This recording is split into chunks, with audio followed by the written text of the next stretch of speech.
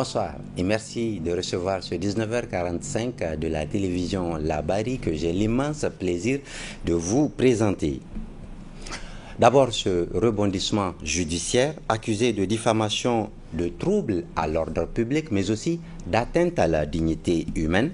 L'acteur de la société civile Ali Idrissa Nani était ce matin devant un juge d'instruction du tribunal de grande instance hors classe de Niamey. Que lui reproche-t-on? De quel dossier s'agit-il? Tentative de réponse avec Ismaël Moumouni et Sadou Toumi.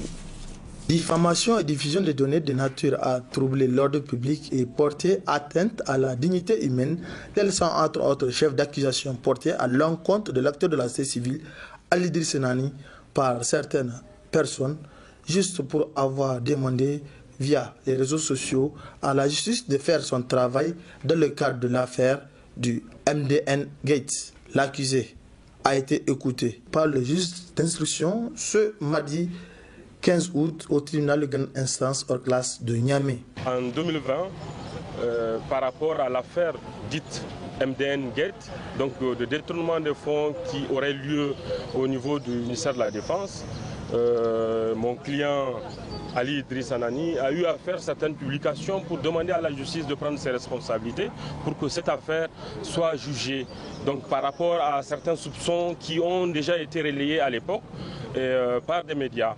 Donc c'était par rapport à cela que certaines personnes se sont senties concernées et ont porté plainte contre Ali Idrissa Nani pour diffamation et diffusion de données de nature à troubler l'ordre public et à porter atteinte à la dignité humaine. Donc c'est par rapport à cela, c'est par rapport à ce dossier que ce matin nous avions été entendus par le juge d'instruction pour que ce dossier puisse être instruit à charge et à décharge afin de permettre au juge de voir clair dans cette affaire. Il faut que d'abord le dossier soit bouclé au niveau de l'instruction pour que cette affaire aille devant un tribunal. Nous ne souhaitons pas arriver à cela parce que nous estimons que le dossier est complètement vide et nous sommes confiants que cette affaire, en tout cas qui concerne Ali Idrissa Nani, n'ira pas devant un tribunal pour qu'il soit jugé parce que c'est un dossier complètement vide.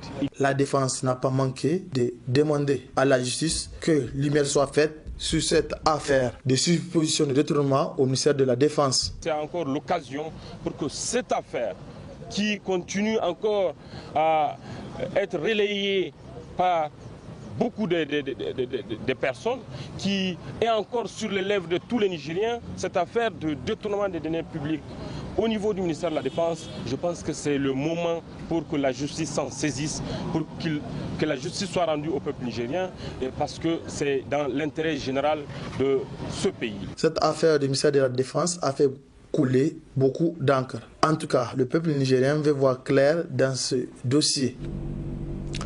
Sur le plan politique, l'actualité est dominée par le premier déplacement hors du territoire national du nouveau Premier ministre de la transition nigérienne. Ali Mohamed Lamine Zen était ce mardi à N'Djamena au Tchad, où il est allé réaffirmer les liens de bon voisinage entre le Niger et le Tchad. Je vous propose de suivre un extrait de l'intervention du Premier ministre Ali Mohamed Lamine Zen. Ça a été un grand plaisir de retrouver le Tchad, de retrouver le chef de l'État, toujours attentif à ce que nous développons en ce qui concerne le continent et plus particulièrement le Niger.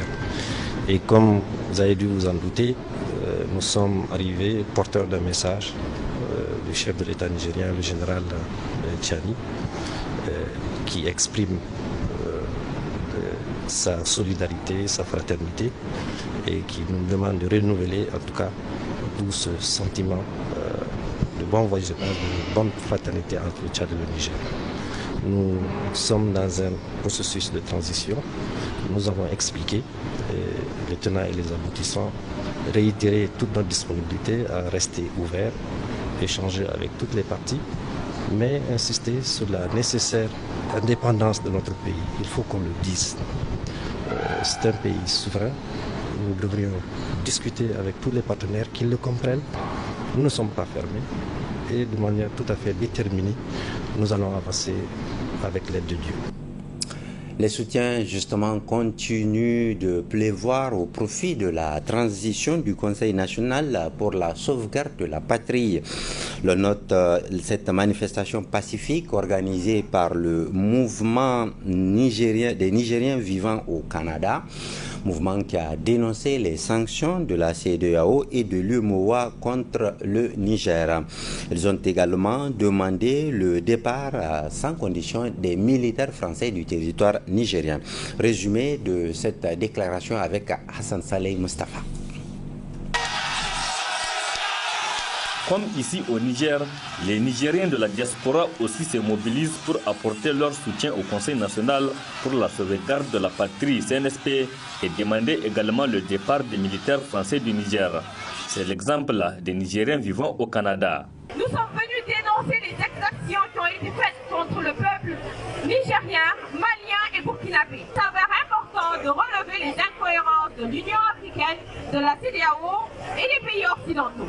Personne, on n'est pas contre la France, mais on est contre le système que la France a mis en place.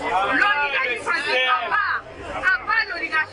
à part l'oligarchie française. Tous unis, nous ne plierons jamais les Nous sommes debout comme un seul roc pour défendre notre pays.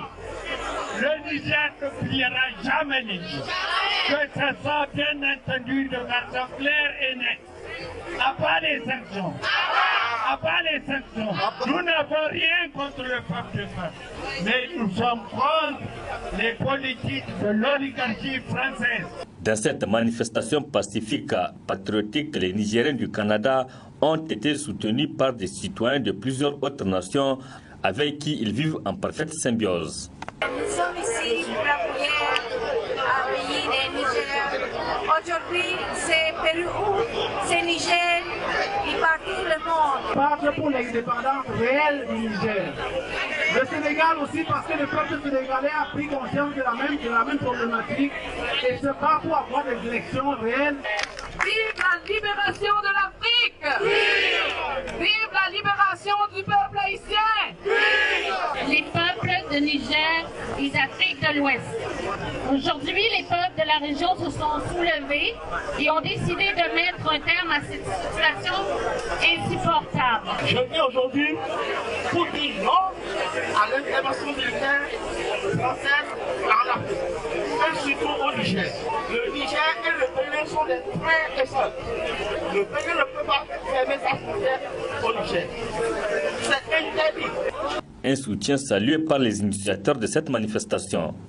Une grande réussite au regard de la participation massive des Nigériennes et des Nigériens, de leurs familles, de leurs amis, de la diaspora africaine et afro-descendante, ainsi que la contribution des Canadiennes et des Canadiens. Ces ressortissants nigériens du Canada, tout en condamnant les sanctions de la CEDEAO contre le Niger, disent également non à l'ingérence de la communauté internationale dans la gestion de la situation politique qui prévaut au Niger depuis le 26 juillet 2023. Ici à Niamey aussi, mobilisation et soutien ne faiblissent pas au profit du Conseil national pour la sauvegarde de la patrie. Cet après-midi, l'association des jeunes du quartier Yantala et Tchébéro de Goudel s'était mobilisée pour une manifestation de soutien au CNSP et au gouvernement de transition. Ils se sont dit prêts pour donner jusqu'à leur vie pour défendre la patrie nigérienne. Ibrahim Boubacar et Abdel Nasser Seydou. Et c'est l'esplanade du rond-point Gadafawa de Niamey qui a servi de cadre pour ce grand rassemblement des habitants du quartier Goudel de Yantala. À l'initiative, l'association Tchébéro du quartier Goudel et celle des jeunes du quartier Yantala. Objectif, manifester aussi leur soutien aux nouvelles autorités. Toute la population de Yantala à Goudel, c'est pour amener notre soutien au CNSP et dire non aux forces étrangères, nous quitter, nous laisser notre pays. Nous-mêmes, nous sommes des guerriers. On est prêts à nous combattre pour notre pays. Donc raison de plus, on a fait appel à la population de toute la commune 1 pour venir montrer leur masse et puis apporter leur soutien au CNSP et leur dire que nous sommes toujours là. Notre porte est ouverte et depuis le jour du coup d'État, on est sur les ronds-points, presque de tous les ronds-points de Yantala, pour sécuriser notre population. Aujourd'hui, ce n'est pas des photomontages, on a donné 1 franc à personne et c'est juste l'engagement de tous les jeunes de Yantala. Donc Yantala est venu, Goudel, Losugungu, toute la commune est là. À noter enfin que depuis qu'ils sont installés, les nouvelles autorités réunies au sein du Conseil national pour la sauvegarde de la patrie CNSP n'ont eu de cesse à jouer d'un soutien presque unanime des populations nigériennes. Depuis la chute du régime de Mohamed Bazoum, ils sont nombreux, les Nigériens, à se poser des questions sur le rôle qu'aurait joué l'ancien président de la République, Issoufou Mahamadou, dans ces événements. Pour en savoir plus, nous avons tendu le micro à certains Nigériens que je vous propose de suivre dans ces extraits. Les raisons ayant conduit à la prise du pouvoir par les militaires, tout ce qui a été cité, et en partie à 90%, relève de la responsabilité exclusive de M. Issoufou Mahamadou. Et nous estimons que si les militaires sont venus effectivement pour refonder, pour reconstruire notre pays, c'est de prendre tous les individus qui sont de mèche, qui ont une responsabilité dans ce que le Niger connaît, n'est-ce pas, sur le plan sécuritaire, sur le plan économique, sur le plan éducatif. D'abord, la démission totale et totalitaire de l'État dans ses responsabilités. Le monsieur Issoufou Mahamadou, un ancien président de ce pays, est responsable exclusivement de tout ce qu'il connaît le Niger comme mal. Alors nous estimons que la junte, n'est-ce pas, doit créer les conditions de l'insécuriser et, n'est-ce pas, de le traduire devant les tribunaux pour haute trahison. Nous avons, pendant 10 ans, passé à faire les pavés pour indiquer l'irresponsabilité de ce monsieur. Et aujourd'hui, les militaires ont eu à prendre le pouvoir dans la main de Bazoum Mohamed, qu'il a amené à être candidat pendant qu'il n'est même pas nigérien. Issoufou est le responsable de tout ce qui est arrivé au Niger. Et je crois que le coup d'État, en un mot, est fait contre Issoufou. Alors, ce monsieur doit être insécurisé, ce monsieur doit être en tout cas balisé et on doit les traduire devant les tribunaux afin qu'ils soient jugés comme tous les autres citoyens, en tout cas devant la loi. J'ai vu le régime de Diori Hamani. Ensuite, j'ai vu le régime de Kounché. Mais ce régime-là, le régime-là qui est déçu, il nous a tout montré. Ils ne sont que de véritables... Moi, je ne sais pas comment les qualifier, mais que Dieu fasse la part des choses. Que Dieu fasse la part des choses. Issoufou nous a torturés. Issoufou a vendu le Niger. Il nous a vendus, alors qu'il n'a pas été honnête. Issoufou a été faux. Je vais demander à la gente de faire des investigations sur le monsieur Issoufou. Je ne dirais pas qu'il a ça, qu'il a ça, qu'il a fait ça, qu'il a fait ça, mais d'investir. Après investigation, quand il y a un quelconque dossier, là c'est à la justice de trancher. Notre devoir envers le peuple, c'est d'être responsable. Donc je pense bien que ce que nous vivons, il y va de la responsabilité de l'équipe qui a quitté. Donc le président Issoufou est responsable de ce que nous vivons aujourd'hui. Ces mesures politiques, ces actes politiques, ces engagements et tout, nous ont amenés à ce qu'on vit aujourd'hui. Donc, en un mot, il est responsable. Si des erreurs sont commises et devront être corrigées, nous attendons à ce que la nouvelle équipe corrige les erreurs que M. Issoufou et ses prédécesseurs ont commis comme erreur. C'est tout ce qu'on attend, qu'ils corrigent les erreurs. En sport, les clubs nigériens engagés dans les compétitions interclubs, à savoir l'ASGNN et l'AS Douane, joueront leur match aller sur un terrain neutre. Cette décision ressort des échanges entre la CAF, la Fédération africaine de football donc, et la FENIFOOT, Fédération nigérienne de football. Motif invoqué, la fermeture de l'espace aérien nigérien. Détail avec Ibrahim Tikere et Sadou Toumi. Prévu pour se disputer ce week-end à Niamey, les matchs allés de l'AS Garde nationale et de l'AS Douanes ont été délocalisés par la Confédération africaine de football, CAF. Dans les échanges qui ont eu lieu entre la FENIFOOT, la CAF a justifié les raisons d'une telle décision intervenue suite à la fermeture de l'espace aérien par la junte au pouvoir de notre pays. Le tirage au sort a offert l'AS Douane de Ouagadougou à l'AS Garde nationale du Niger en ce qui concerne la Ligue championne africaine.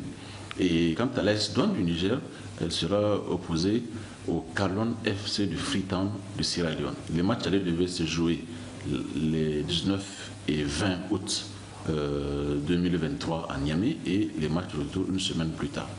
Mais comme vous le savez, la situation actuelle au Niger a amené la Confédération africaine de football à demander à la FENIFOOT de délocaliser les deux matchs de l'AS Garde et de l'AS Douane à l'extérieur du pays, puisque le ciel du Niger, puisque l'aéroport international de Hamani de Niamey est fermé à toute activité des aéronefs.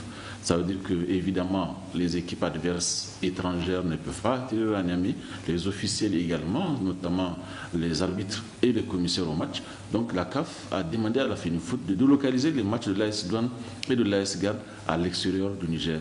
Alors, ce mail étant intervenu quand même tard, nous avons demandé une faveur à la CAF pour lui demander une semaine supplémentaire, c'est-à-dire de reporter les matchs de l'AS Garde et de l'AS Douane, afin de voir dans quelle mesure nous pourrions obtenir des fédérations sœurs la réception et l'accueil de nos matchs chez elles. C'est ainsi que nous avons contacté les fédérations de Côte d'Ivoire et de la Guinée pour que l'AS Garde et l'AS Douane puissent jouer. Nous sommes actuellement à ce niveau. Nous avons envoyé un mail officiel à la CAF qui a compris notre problème, puisqu'elle-même, elle était consciente de la situation au point de délocaliser nos matchs. Alors, elle nous a accordé une semaine supplémentaire.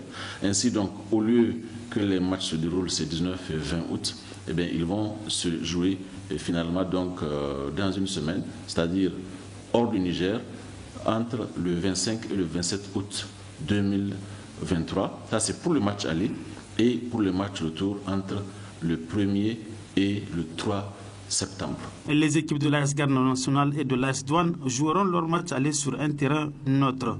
Un scénario qui n'avantage pas nos deux représentants engagés en Champions League et en Coupe de la Confédération. Quand vous êtes servi du soutien de votre public et de cette force de jouer à domicile, vous ne pouvez pas espérer vraiment renverser des montagnes. Et malheureusement, c'est la même chose pour nos clubs. Ils ne vont pas pouvoir jouer chez eux. Là, pas parce que le stade n'est pas homologué, mais parce que le stade il est approuvé provisoirement en ce qui concerne les préliminaires, en ce qui concerne les clubs. Ça, il faut apporter de la précision. Mais c'est parce que la situation qui prévaut actuellement au Niger a amené la CAF à délocaliser nos matchs à l'extérieur. Et évidemment, c'est un soutien en moins, et pour l'AS Garde et pour l'AS Douane, qui ont eu des tirages, j'allais dire, vraiment favorables, qui avaient largement les moyens de battre leurs adversaires, qu'il s'agisse de l'AS Douane du Burkina ou bien du FC Kalon de Sierra Leone. Nous pensons que ce ne sont pas des calibres qui ne sont pas à la portée de nos représentants. Initialement prévu pour se disputer ce week-end à Niamey, les matchs allés AS Garde nationale, AS Douane du Burkina Faso, AS Douane du Niger, FC Kalon de la Sierra Leone vont se jouer dans le week-end du 25 au 27 août prochain sur un terrain neutre. Ce communiqué, avant de nous quitter, le service des programmes de la radio-télévision Labari a le plaisir de vous informer que tout à l'heure, à 21h précise, vous pourrez suivre exceptionnellement l'émission Débat Contour. Contour qui s'est penché aujourd'hui sur la situation sociopolitique de notre pays, née des événements du 26 juillet dernier, mais aussi des sanctions et la menace d'intervention militaire de la CEDEAO contre contre notre pays. C'est donc à suivre tout à l'heure à 21h00, Inch'Allah. C'est la fin de ce journal. Merci de nous avoir suivis. Je vous reviens jeudi pour d'autres nouvelles, Inch'Allah. À très bientôt.